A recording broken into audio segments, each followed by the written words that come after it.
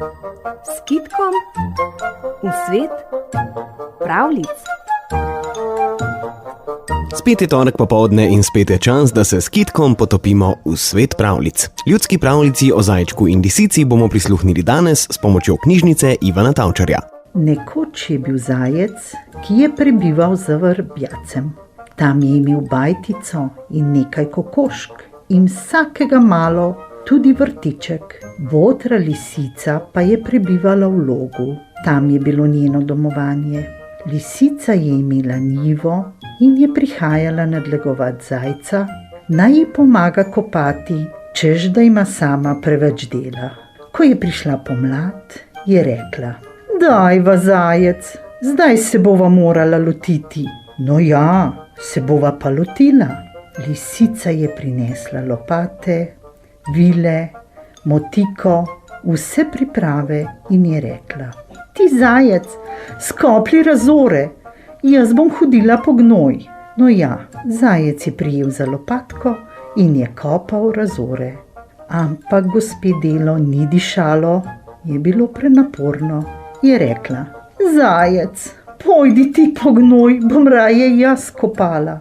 No, tako. Zajec je hodil po gnoj s koškom, lisica pa spet se je naveličala. Je rekla: "Poslušaj, zajec, raztrosi gnoj, jaz bom sadila." Dobro, on se je lotil trositi gnoj, ona je začela saditi. Tudi to ji ni šlo od rok.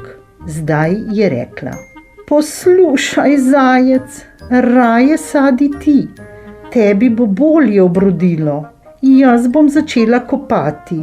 "No, naj bo tako," jo je ubogal. Tedaj pa spet: "Koplji, jaz bom raje zagrebala." Je začela zagrebati. Je rekla: "To mi pa ne gre in obenem sva tudi lačna.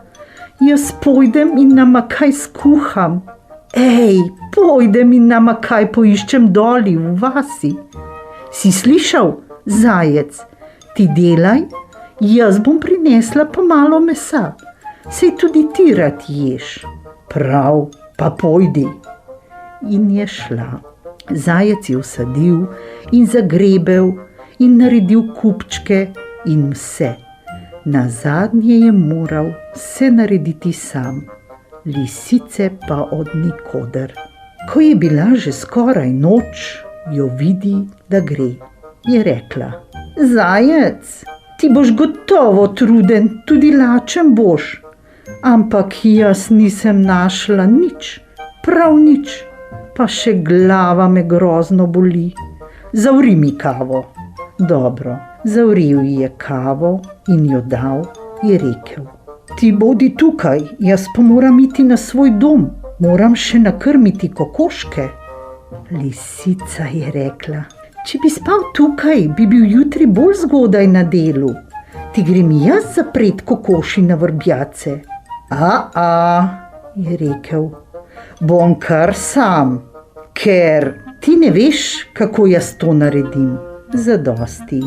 Je šel. Krompir je bil posajen, prišel je čas za okopavanje, pa se je spet ponovilo vse kot poprej. "Zajec, okopavaj, jaz bom poravnala." Ja, on je okopaval, ona pa ni poravnala. "Zajec, poravnaj, jaz bom usipala." Spet ni usipala. Vse je moral narediti zajec. Vse je bilo njegovo, vse delo. In to je trajalo tako dolgo, da je prišel čas za pobiranje pridelka. Ko je prišel ta čas, je lisica rekla: "No, zajec, zdaj je krompir že lep, pojdiva ga pobrat." "Dobro," pravi, "pojdiva." Sta šla na njivo z lopato, z motikami in koši za odnašanje pridelka. Dobro," je rekla, "jaz moram iti dol v vas, nekaj grem iskat. Delaj, saj ti tako lepo delaš." In zajec se je res krepko zagnal na delo. je spravljal in spravljal krompir iz zemlje, in ko je končal, je dal vse na en kup.